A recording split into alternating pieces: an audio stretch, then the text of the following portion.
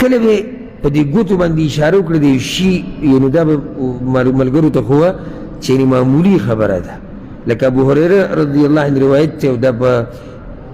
صحیح بخاري صحیح مسلم کې شتي وی پیغمبر صلی الله علیه وسلم د جمعې د ورځې تذکره وکړه او بیا یې دا وی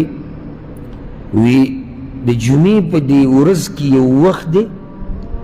چې کله یو مسلمان الله ته ودرېږي په هغې کې او د الله نه څه غواړي نو الله وله ورکوي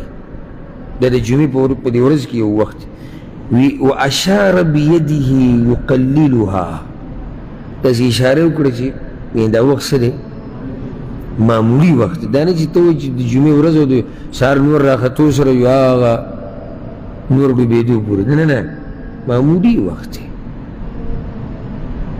اوس د دې څه فایده ده چې معمولي یې کړه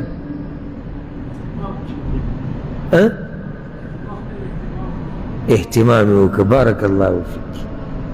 یعنې تا نه شریعت دا هم نو حالانکې فایده ستا ده یعنې ته چې څه غواړې الله یې درله درکوي فایده د الله نه ده الله خو بله تعالی د خپلو خزانو نه درکوي فایده پکې د الله نشته شته پکې د الله فایده مې غواړه خو که وغواړې ستا فایده ده نو تا ته یې دا ووایي چې قصه دومره اوږده نه ده اهتمام وکړه څنګه دا نه چې تا ډډه لګولې ده چې دا د سحر نه یو د هغه نور ډوبېدو پورې دا معمولي وخت دی نو دوه فایدې دي معمولي وخت دا د معنی ده چې لږ وخت دی نو د دې لټون وکړه